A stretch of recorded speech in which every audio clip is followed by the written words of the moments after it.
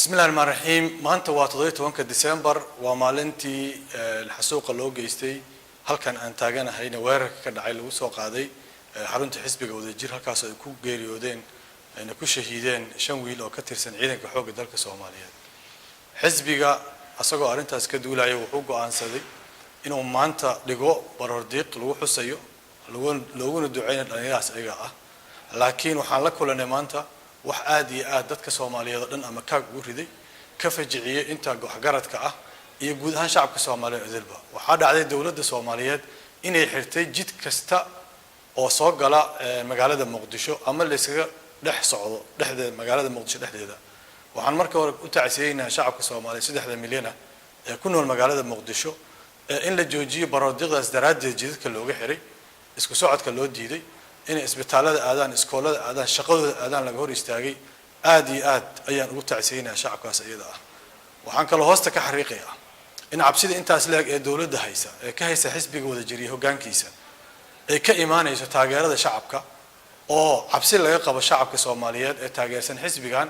iyo isku soo bixiisa isku imaashaha ay u barordiiqayaan munaasabadaas iyada ah in cabsi laga qabo daraaddeed culayska intaas la eg loo saaray magaaladani waa arin hoosta laga xariiqo mudan waxay ii sheegeen saraakiil badan oo ka tirsan ciidanka nabadgelyada iyo booliska oo la hadlay in shaqada maanta jidgooyada ay sameeyeen jid xirada ay ugu dambeysay maalintii ay madaxda igad ku shiraysa magaalada Muqdisho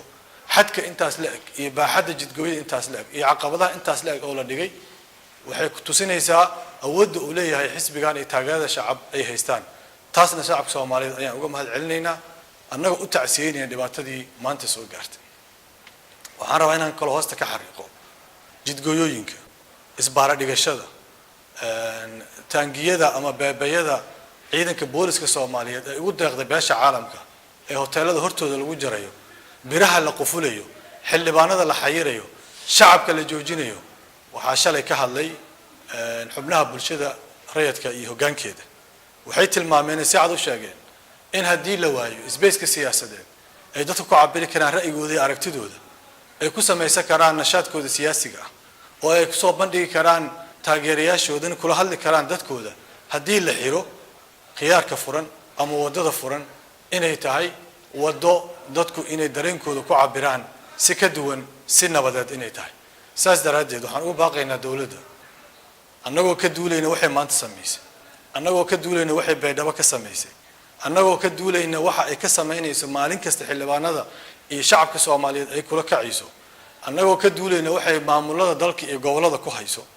annagoo ka duulayna waxay ayada dhexdeeda isku hayso in la gaaray xilligii ay aqliga iyo maskaxda iyo dadnimada iyo soo noqon lahayd haddayna u soo noqonina shacabka Soomaaliyeed wax garadkiisa wax ugu baaqaynaa iyo siyaasiyiinta iyo inta damiir kale inta dadnimada laba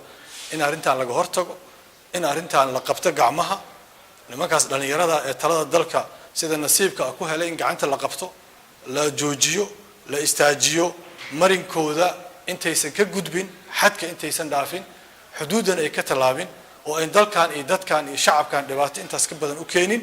inaan si wada jir ah annagoo ka duulayna xadiiskii rasuulka kaleey salaatu salaam aha unsur akhaaka dhaliman oo madluuman walaalka hadduu gardaran yahay iyo haddii laga gardaran yahay gacmaha qabo inaan gacmaha qaban nimankaas dhalinyarada ah ee talakaboodka ah ee u dhaqmaya sidii 20 jir inay yihiin inaan qabanno inta aysan dhibaato ka weyn noo imaanin annaga shacabka Soomaaliyeed ee la hadlayana waa kuwa meel kasta jooga waa kuwa dhib ka soo maray dawladnimada Soomaaliya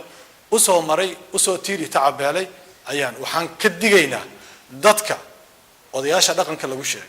ama culimada lagu sheegay ee laga hadashiyo oo la leeyahay dawladda taageera ee magaca dhaqanka iyo magaca diinta iyo magaca dadnimada shacabka Soomaaliyeed ku ciyaarayaan waanu digaynaa waxaan mar kale ka tacsiyeynayaa wiilashii halkan ku dhintay ee ku shahiiday waxaan kale u tacsiyeynayaa shacabkii maalin lagu laayay magaalada Baydhabo oo sida arxan darrada ah loola mucaamilay ee taangiye ciidan ajnabiga lagu fasaxayna waanu tacsiyeynayaa ayagana waxaan leeyahay maalin xaqin aad heli doontaan ayaa imaan doonto xisbiga wadajir waa xisbi u taagan xuquuqda shacabka wuxuuna ku taageerayaa taageerada shacabka waxa ay dawladdu uga cabsanaysana ma haysan ciidan iyo awood aan leenahay ma waa taageerada shacabka maalintaas ayaan abaal gudi doonaa dhamaantii haddii ila yiraahdo taageeradiina waa maasantiin wassalaamu calaykum waraxmatullaahi wabarakaatuh